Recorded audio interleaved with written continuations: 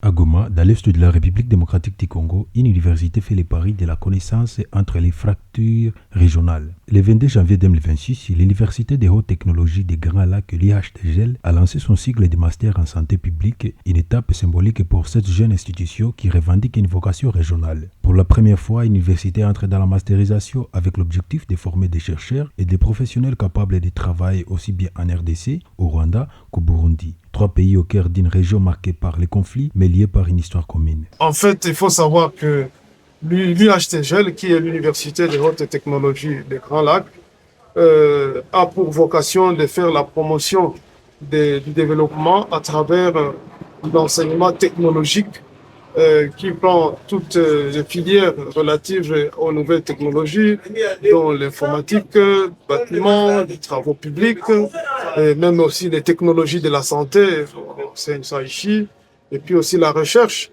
dans tous ces sens-là.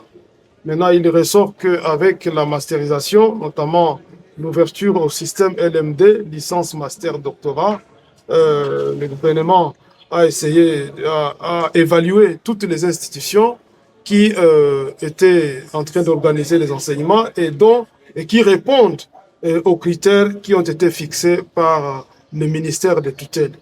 Et effectivement, l'UHTGL a pu répondre aux exigences de la tutelle. Voilà comment est-ce que l'UHTGL a obtenu l'autorisation d'organiser le cycle de master.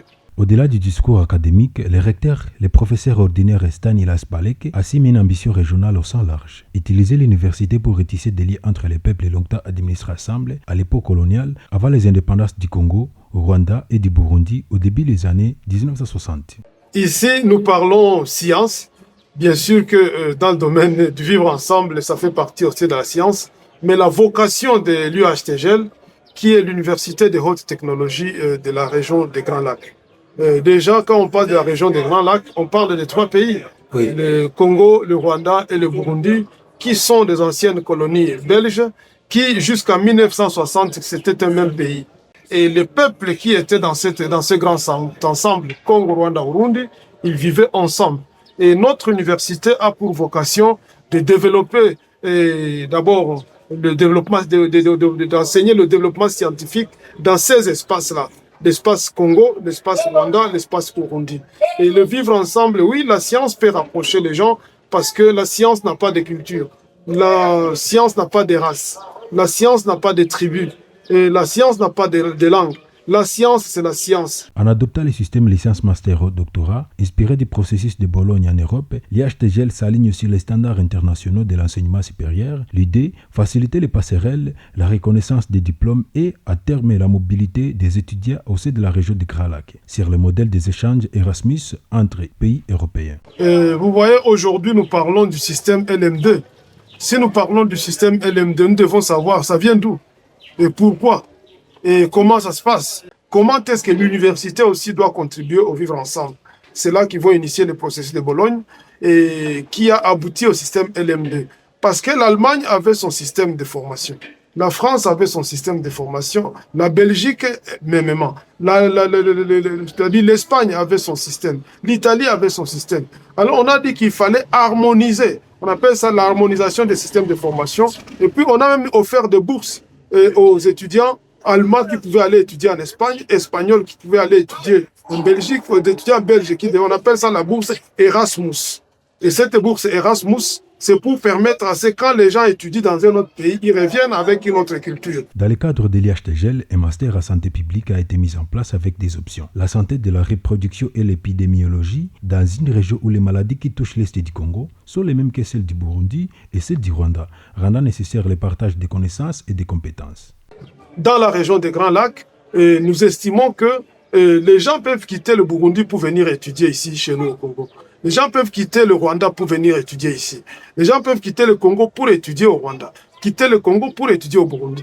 Quand quelqu'un qui a étudié au Rwanda, au Burundi ou au Congo, vous venez lui raconter les histoires des gens à dormir debout, il ne va pas accepter. Il va dire que non, moi j'ai vécu là-bas, voilà ce que j'ai vécu. Et c'est qu'il y a telle chose qui est bonne, telle qui est mauvaise. Et du coup, on va prendre tout ce qui est positif chez les autres pour pouvoir les mettre ensemble. Dans le cadre de l'UHTGL, nous avons mis en place le master en santé publique. Et ce master en santé publique a deux volets. Il y a le volet reproduction, sage-femme, il y a le volet épidémiologique, la gestion des épidémiologies. Alors, ces volets, ça fait que les maladies qui sont ici, à l'est du Congo surtout, ce sont les mêmes maladies qui sont au Burundi, ce sont les mêmes maladies qui sont au Rwanda. Alors, ça voudrait dire quoi? Ça voudrait dire que c'est lui qui estime qu'il trouve un espace pour apprendre ici, et ça nous permet de pouvoir communiquer la connaissance et le savoir. Ainsi donc, les gens qui pensent que c'est à travers l'exclusion et la minimisation, la dévalorisation des autres, et qu'ils peuvent se construire, nous disons que ce n'est pas ça. Nous avons besoin que les Congolais aillent étudier dans les pays voisins et que les gens des pays voisins viennent aussi étudier au Congo. Voilà pourquoi l'UHTGL cherche à promouvoir à travers l'éducation et la formation une sorte de cohabitation pacifique. Sur le terrain, cette volonté d'ouverture se lit déjà dans les couloirs de l'université. Des étudiants rwandais et burundais ont fait le choix d'étudier à Goma, convaincus par l'accessibilité des diplômes et leur portée internationale, mais aussi par le climat de sécurité et l'harmonie qui règne avec les camarades congolais. Un quotidien de collaboration qui, pour la direction de l'IHTGL, illustre le potentiel de l'université comme espace de recomposition des liens régionaux, loin des discours de haine. Je réponds au nom de Olivier Jean-Pierre. Je réside à Kiselu. J'ai choisi la RDC avec deux objectifs.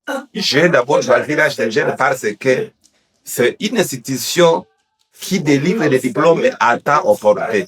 De deux, j'ai encore choisi la RDC parce que le Congo délivre des diplômes internationaux.